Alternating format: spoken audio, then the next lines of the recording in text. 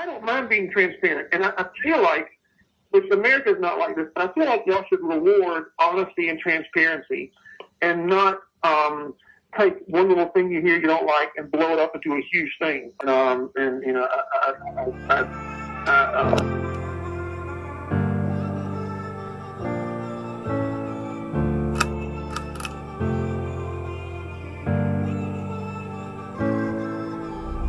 and welcome back to another episode of the Coffee with Crime podcast. I'm Brittany, and today's video should be pretty interesting. If you are not aware, there was an interview with John Paul that just aired, and there was quite a big buildup with this interview.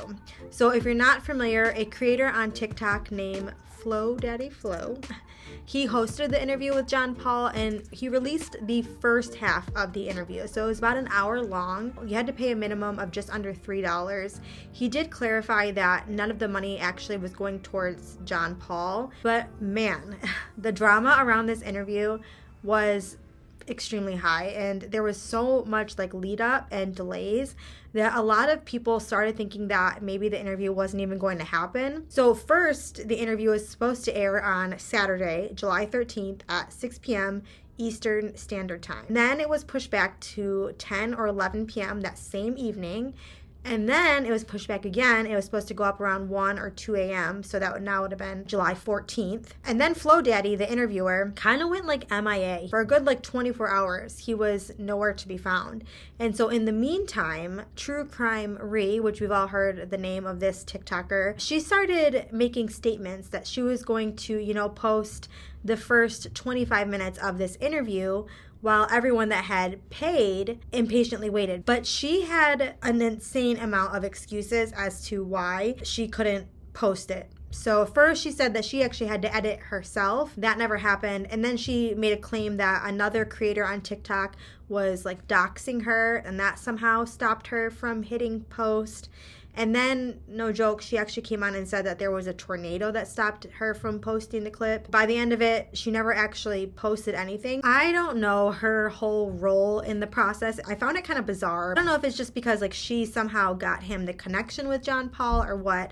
It was really never established what her role was, but I did find it odd. I don't know. It doesn't really matter. She doesn't really matter. That's not the point of this video. So let's just get back to the interview. So I thought personally that Flo did a pretty decent job. I mean, it was his first podcast, and so I imagine that it's going to improve as he goes. I will say that I thought he was a little bit easy on John Paul.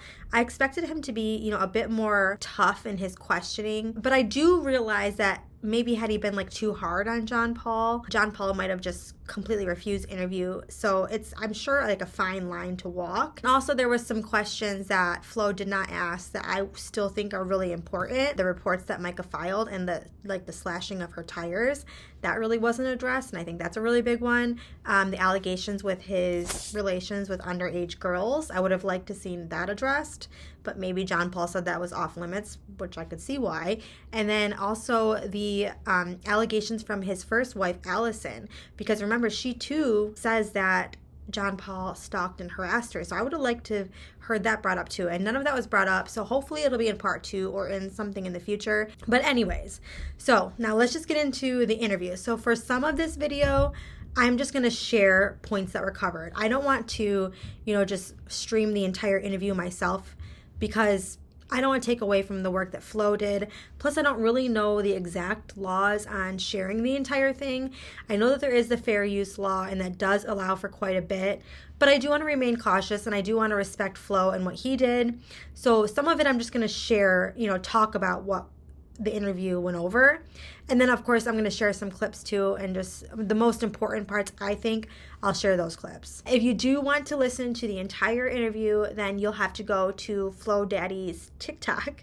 I feel funny saying Flo Daddy that much, but you'll have to go to his TikTok and you'll have to subscribe. You can hear the entire interview that way. Otherwise, like I said, I'm just going to try and hit on the points that I think are the most important. That's what we are here for. Justice for Micah. This story has rocked the nation, has rocked the globe. Today, on And I Don't Like It podcast, we have an interview with J.P. Miller. So the first chunk of the interview, it was really John Paul talking about himself, before Micah and kind of his history and his upbringing. He said during his adolescence he was unsaved. He went to church because, that's what his family did. That's what he was expected to do. But he says he actually despised Christians. He thought they were fake. He thought they were phony, that they acted one way in church, but then acted a totally different way outside of church. He really says that initially he despised Christianity. He said initially he wanted to study the Bible to disprove it, but found himself unable to do so. He said he even tried studying other religions like Buddhism, trying to see if he could prove them correct, but he kept finding contradictions within those religions, and so he found himself back into Christianity, and eventually he says he gave himself to Jesus and decided to start his own church. Joel Osteen is a great evangelist. I'm not an evangelist. I don't preach to non-believers.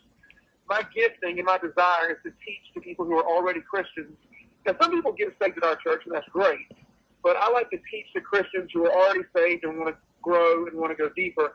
And that's just, so my ministry has always been mainly geared at Christians. That's why a lot of this stuff going on doesn't really bother me so bad, because none of it is from Christians. It's all from non-Christians or people who think they're Christians. So I found this clip interesting for a couple of reasons. So one, we know that plenty of Christians have questioned John Paul's behavior. So that in itself is inaccurate when he said that only, worldly or non-Christians or like fake Christians or whatever are the ones that have questioned his behavior. That's just not true. We know that plenty of Christians have come forward and questioned John Paul's behavior, including members of his very own church. Also, I found it odd that he says he only likes to preach to people that are already established Christians. So one, that's not very Christ-like of him. So according to the Bible, Jesus hung out with sinners. And so, for someone that claims to be a Christian, I just find it odd that he only wants to preach to those that are already established within the religion. And then two, I think the fact that he only wants to preach to, established believers kind of allows him this better opportunity to try and manipulate his followers and, potentially use their faith and their belief systems against them as like a control tactic. And then from there he goes on and still talks a little bit about his upbringing. So he says that he was a bit of a redneck. He drove trucks, which when I heard this, I'm like, well, we know you drove trucks because we know of the time that you ran into another woman and drove with her on your windshield. We've seen that you drive trucks. He also claimed that he was a straight-A student, that he had a group of loyal friends that were willing to fight for one another. He talks about how he was married young. He said it was either at age 19 or 20, and then in 2015, he had an affair with Micah. He, of course, doesn't talk about like the age difference between him and Micah, or how, she was a child in his youth group originally, or that she was their babysitter prior to their relationship. He leaves all of that out, but I think that that is relevant to the story. And then this part of the interview kind of carries on for a bit, and it's like abruptly cut off. It's definitely an edit that's made. My impression is that Flo probably cut it because like John Paul was rambling and he just wanted to get to more of the pressing questions. John Paul definitely, when he gets going, man, he can talk. So then Flo goes into some questions for John Paul, starting out with a question about Micah's breast augmentation and whether or not, John Paul forced her to have it done. So JP, he denies this claim. He states that he actually prefers, a more natural look, and says that Micah wanted the surgery and that he has the email to prove it. John Paul's famous words, I have the email to prove it. He says this throughout this interview so much. I don't know. I found that odd because one, we never actually see any of the emails to prove it. Also, I think it's odd that it's always an email. I feel like first, this can be, easily altered, and like who uses email that much, especially between like spouses. I don't know that my husband and I have like ever emailed one another. I'm trying to think, like especially like conversationally. It's always an email that he has proof of, but we don't actually see any of the emails. She did have the email showing she wanted it, and I was opposed, and so there's things that she kept wanting to do. So I'm a very natural kind of guy. I don't like tattoos at all. I think they're trashy. I don't like anything added to your body. I don't like your hair being dyed, I'm just funny like that. Regardless, I don't think it really matters if Micah wanted the breast augmentation or not. I feel kind of odd even talking about it. but there is some relevance, and we'll get to that in a second. It was her business, though. If she wanted that done, more power to her. I am the type of person that I'm all for doing whatever makes you feel your best self. And so if she wanted that, good on her. Now, of course, if John Paul was pushing her to do this, I would think that that's wrong. I don't think that a man should ever push a woman to alter their body in any way. But, we don't know that that was the case. He says that she wanted it. Sure. Otherwise, we could only speculate if he pushed her to do it. But this is definitely relevant to the story because John Paul claims that it was the anesthesia from this procedure that sent Micah into a psychosis, and that it basically triggered her alleged latent schizophrenia. When she came out of anesthesia in the hospital, she started speaking different languages. Wow. And I was like, what the heck is going on? And they weren't real languages. She thought they were. Mm-hmm. She said, I can speak 3 languages. And she started talking. And I said, there's something weird going on. And I brought her home, thinking that maybe she needed some water. I don't know what happened. Mm-hmm. And she emailed a friend of mine, and I have the email.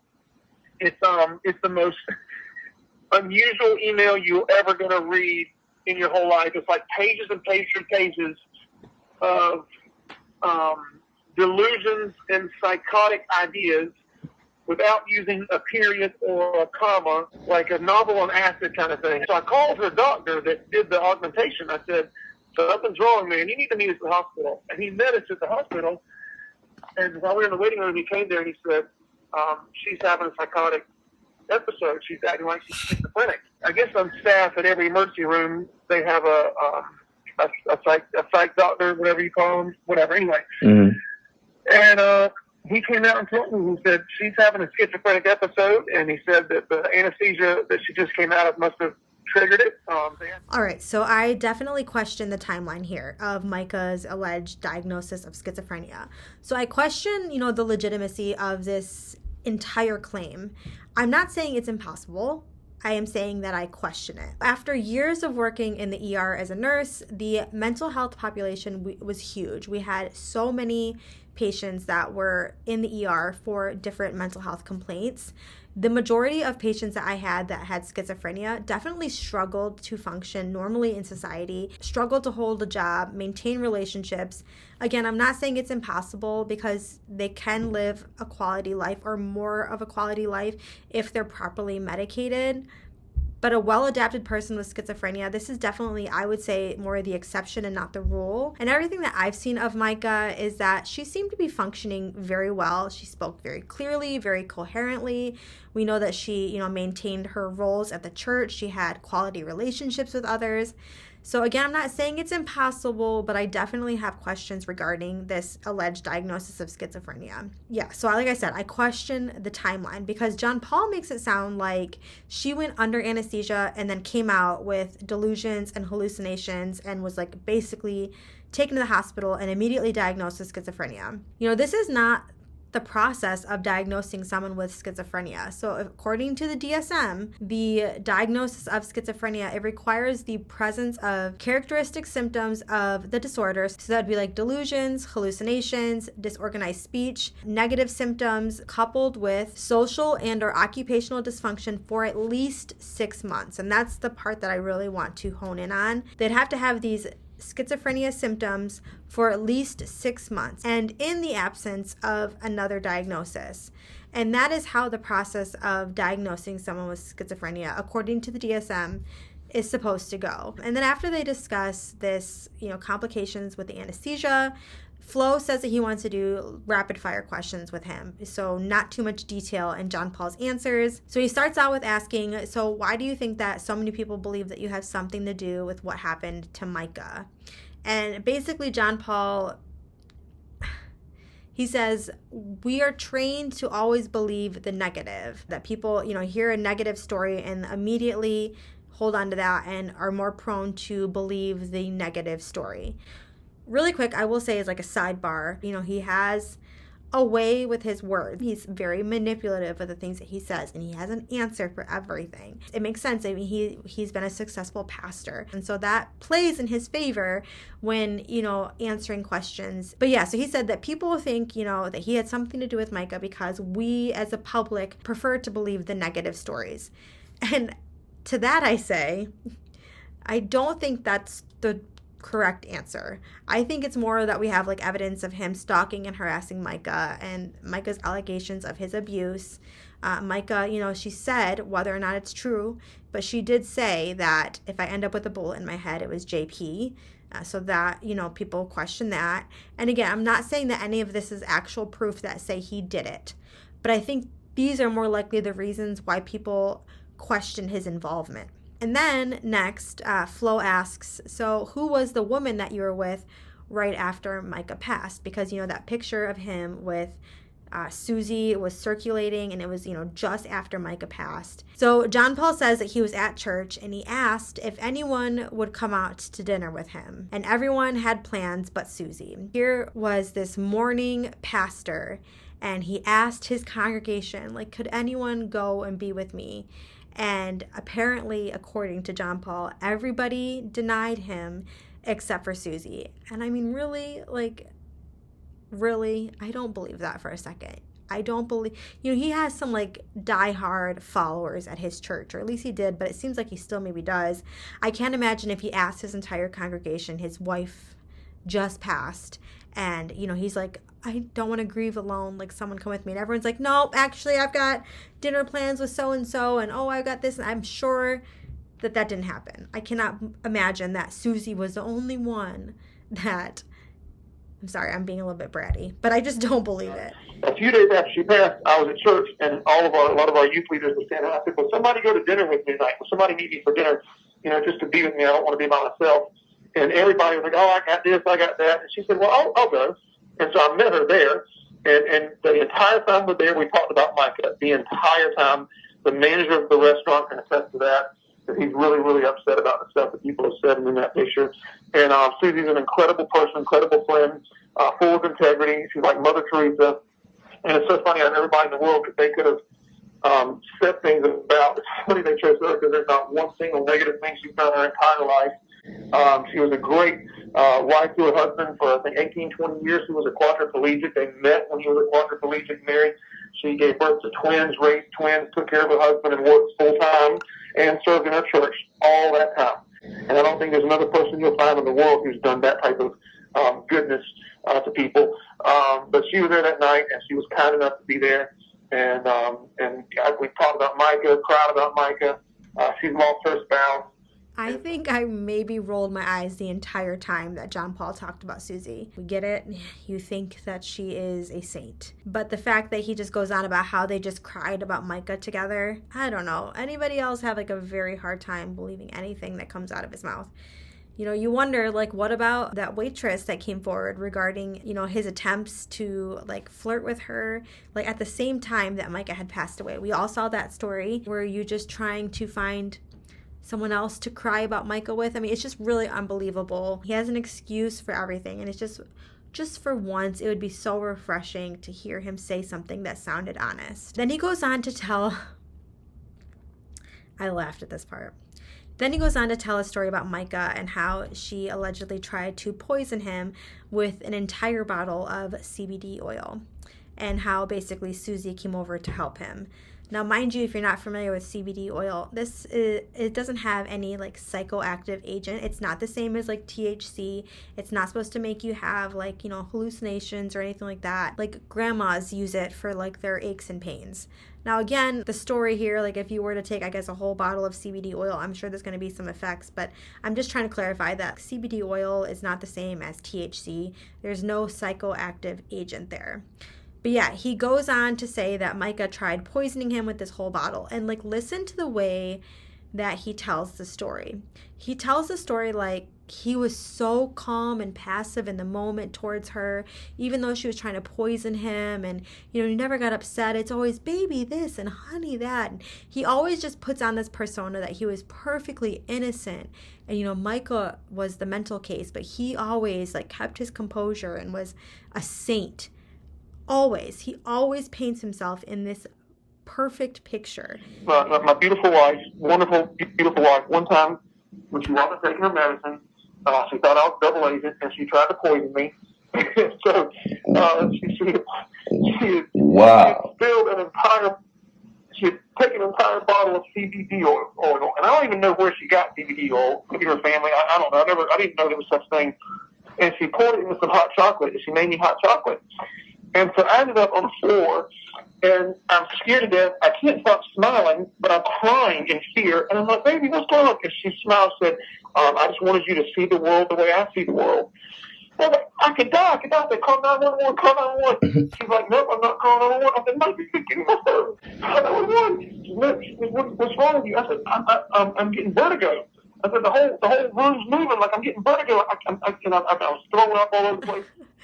The idea of him rolling around puking with vertigo, I would like to see that. And then after this, Flo goes on to ask John Paul, why he was collecting evidence. Because remember, John Paul says that he has 350 pieces of evidence. And so he asks, why? Why are you collecting all of this evidence? And, wouldn't you believe it? John Paul has an excuse for this as well. Again, his idea or his story, paints him like an angel and Micah as, this mentally deranged person. That's definitely his theme. One of the things that happens with Micah's disease is that she loses understanding of what happens around her when she's in that state. And so after the second time in the hospital, I began collecting things because when she would come to and get back on meds, she would not believe she did the stuff. So one time she thought that I was a double agent. We were watching TV, and she started asking questions. I thought, oh no, baby, have you been taking your meds? And then she punched me right in the face, and my nose was bleeding all over the place. And so I ran in the bedroom, and I locked the door and thought, okay, dear God, I'm trying to text a friend of mine who's a police officer and saying, what do I do? I just need help. And she's kicking the door, and she kicked the whole door. And then I don't know what happened that night. I think I left, and came back, and she got back on her meds or whatever. But days later, I was watching her, and she looked at a picture on her phone. And I thought, what are you looking at? She's like, I'm looking at that hole that you kicked in our door. I'm telling my family that you kicked the hole. I said, I didn't kick the hole in the door. She said, yes, you did. I just took a picture of it. The hole's still there. I just took it to my family. I told them, I said, baby, I promise you, I didn't kick the hole in the door. She's like, John Paul, who else would do it? And I said, Micah, you did that. I said, I have a video of you doing it. And I remember showing her the video, and she was so upset with herself. Like, she was crying her eyes out. She was so apologetic. I can't even do it to our house. And I did it to you. And I was like, it's okay. I said, I just want you to think that I did it. I said, we'll buy another door. We'll buy 100 doors. I don't care about the stupid door. We'll leave the hole there if you want the hole there. I don't care. I just need you to know that this is the stuff that happens when you come off your medication. So you guys see what I'm saying? Do you see what I'm saying? John Paul, again, has this elaborate story. It's so hard to believe, right? Just the way that he talks about it as if he was just so patient with her, and he just, everything that he did was out of, the goodness of his heart and because he loved her. Not to mention a couple other things that stood out here. One, his voice went really high-pitched. I said, baby, I promise you, I didn't kick the hole in the door. My ears were hurting. I don't know if that's like a thing that he does when he's lying and he's just trying to really drive the message home. But he goes so high-pitched that it's uncomfortable to listen to. And two, I noticed that he made mention of having a cop friend that he just snuck off into the bathroom to call really quick. We know, John Paul has connections. Obviously, one being a police officer or, a reverend or a lawyer. These connections would definitely benefit him when he gets himself into, legal troubles. All right, and then after this, Flo asked John Paul if there were ever threats made between the two of them. So any police reports, which we know there have been. I wish that in this particular question, Flo would have been a bit more specific. calling him out on the specific reports that we've seen that Micah made against John Paul, because we've seen them. So, like, why not ask specifically about the reports that are out there? That was a little bit of a vague question, but again, I want to give Flo the benefit of the doubt that he was trying to be a little bit more open-ended, so John Paul would actually, answer the question and talk. But you can hear when Flo asked him this question, were there any threats between the two of you? This in particular really hung up John Paul. He had a hard time starting out his answer, and it almost seemed like he needed to think about how he was going to spin this one. What do you mean, like a threat? Like a serious threat. Did it get to that level? That's what I'm saying, like the arguments.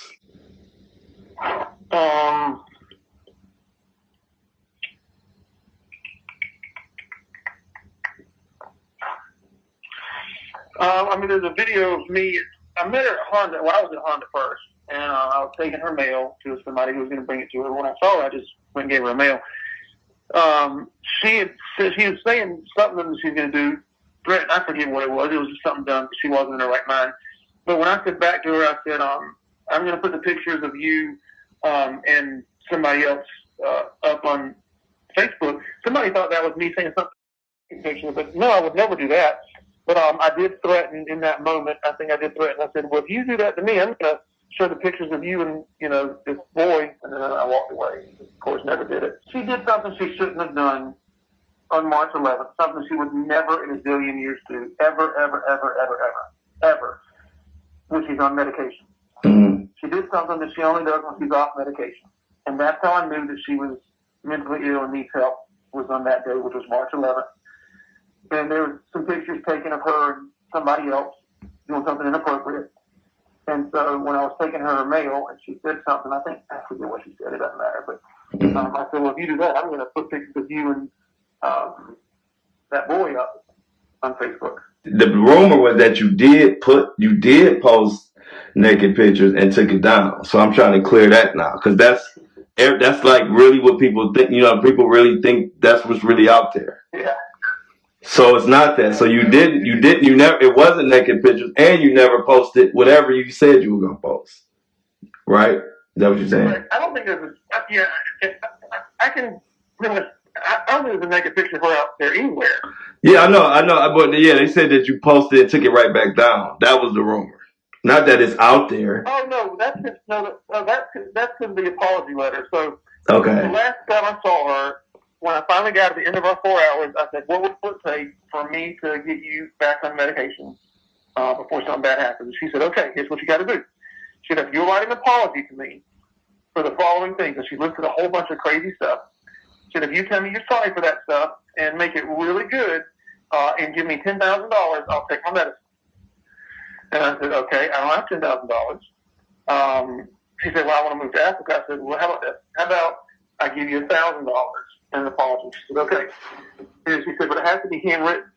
I thought that was weird. And then she handed me an apology that she wrote out of her diary, her actual diary, not the one that people are making up, but like a real diary, which is all about our vacations and poems and stuff like that. Okay. She wrote this apology to me, handwrote it, I have a picture of it. Mm-hmm. She tore it out of her diary.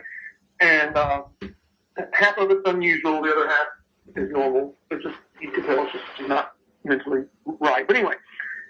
And I said, "You'll do that?" I said, "You'll run your medicine?" She said, "Yeah." I said, "Okay." I said, "I'll have you a check for tomorrow." And I said, I'll go and write you an apology. She said, "Okay." So she left. So I emailed her an apology that said, "I'm so sorry for everything, da-da-da." And she said, "That is not what I said to write. I said to write one with all the details. Apologize for doing this and doing this." I said, "But Micah, I didn't do those things." She said, "Yes, you did." And so then I texted Reverend Randall and I said, "Hey," I said, "I think I have my win. I think I finally got it. If I give her $1,000 and I write an apology for a bunch of stuff that I didn't do that she has in her head, I said, she'll get back in her medicine and then she'll understand I didn't do it. She'll be okay. What do you think?" And he said, and I have all this, of course, my affidavit and I have his email and everything. He said, "No." He said, "You don't apologize for something you didn't do. That's not wise. And, you shouldn't do it, blah, blah, blah." So I said, "Okay." Well, I did it anyway. And so I sent that apology letter that everybody's reading, saying I'm sorry for, I don't know, slashing tires, or sorry for, I don't even know what it said, whatever she's thinking happened or I did. I have no words. Be for real. Like I said, this man has an excuse for everything.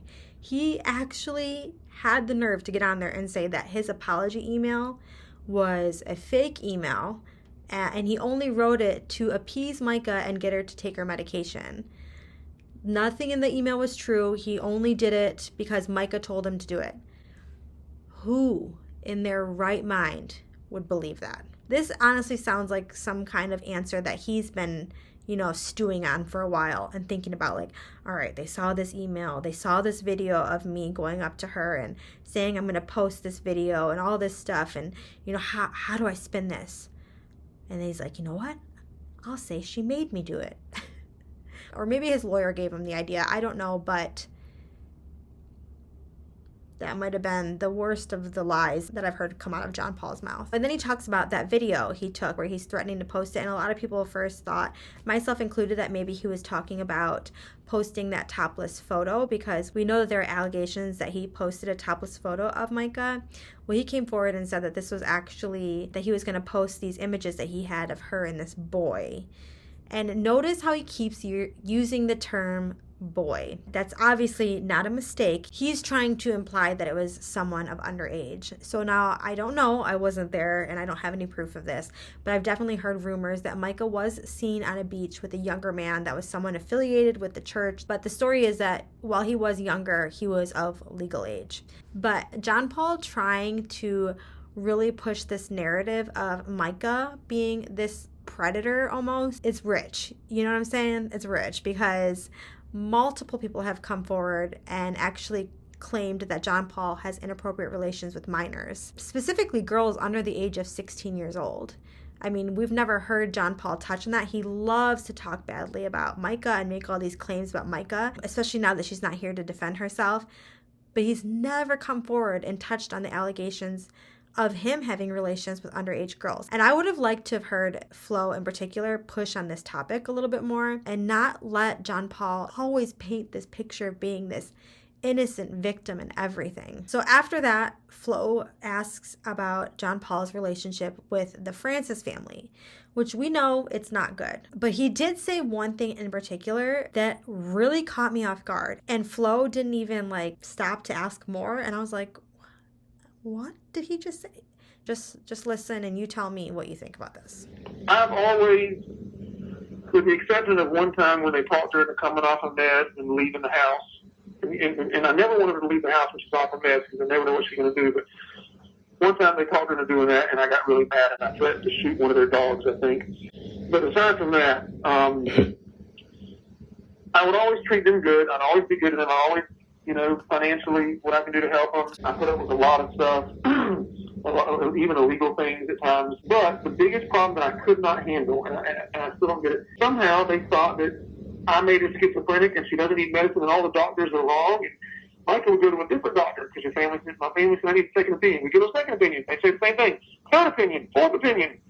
And it was like I was fighting with ignorant people who have no idea the importance of medicine when you're mentally ill. And so when she passed away, the first thing that I did was I just didn't want to sex. After that, I said, I'll pay for whatever you need. I'd love to have her. I'll be part of the funeral. I'd love for you to be here. You can have it however you want to have it. But they just take me back and never talk to us again or something like that. One of them, I paid for a bunch of their jewelry and I paid for their travel. But like what? You guys heard it too, right? He said he threatened to shoot their dog. I threatened to shoot one of their dogs, I think. I don't know. I felt like Flo just kind of laughed that off and they didn't say anything else about it. That's not a normal thing to say to somebody. And I don't know why that wasn't further addressed. And then of course he also can't leave out the fact that he spent his money in dollars and, he loves to throw that around as if it makes anything he did better. But then after that, John Paul goes on to talk about the Africa mission trip again. And this is hard for me because I personally think that the best thing at this point for John Paul to do would be to, step away from anything related to this mission trip in Africa because people are extremely reluctant to donate anything, with his name attached to it. Understandably so. But I would hate to think that there are children that are going to be suffering because of John Paul's choices. And so I really believe that the right thing for him to do at this point would be to completely separate himself from the mission. And maybe somehow the Francis family can take over in Micah's honor, but I think John Paul needs to step away at this point. And then one of the last things that are talked about during this interview is that John Paul says that there are 4 people that were closest to Micah that have not come forward to say anything for fear of being judged by the public. And I found that interesting. Who are these 4 people that were supposedly closest to Micah? I have a strong feeling that it's going to be members of John Paul's church. And I would question that they would be biased. You know, if things come down to going to trial or people are questioning things, well, of course he's going to say, no, these were her 4 best friends. Let them answer questions. That's all speculation. I don't know, but that's what I would imagine. So my final opinion on the interview is that John Paul has an excuse for everything. Literally everything. He paints this narrative that Micah was, so mentally unwell that she drugged him, kicked holes in their walls, had relations with minors, exploited him, by making him write these false emails that could potentially incriminate him in the future. And, he's always this innocent victim in literally everything. He has an excuse for everything. And this victim mentality, it's a manipulation tactic. And it allows him to, 1, accept no accountability for any of his actions. And 2, of course, hopefully receive sympathy from the public. Almost everything that he claims about Micah and her behaviors are things that he's actually been accused of himself. For example, he always obviously says that she was mentally unwell. I'm seeing a psychiatrist every week. I'm on 900 milligrams of lithium. I'm seeing a counselor every week. I'm going to inner healing. I'm going to deliverance 3 times a week with pastors in the area. I'm doing everything I can just to be able to get out of bed. I'm so depressed. I want to die. I'm battling suicidal thoughts. I have unforgiveness, hatred, demons coming out of me. He, says that Micah drugged him. So you don't have to stay in a abusive relationship, whether that's sexual, whether that's somebody forcing you to take illegal drugs.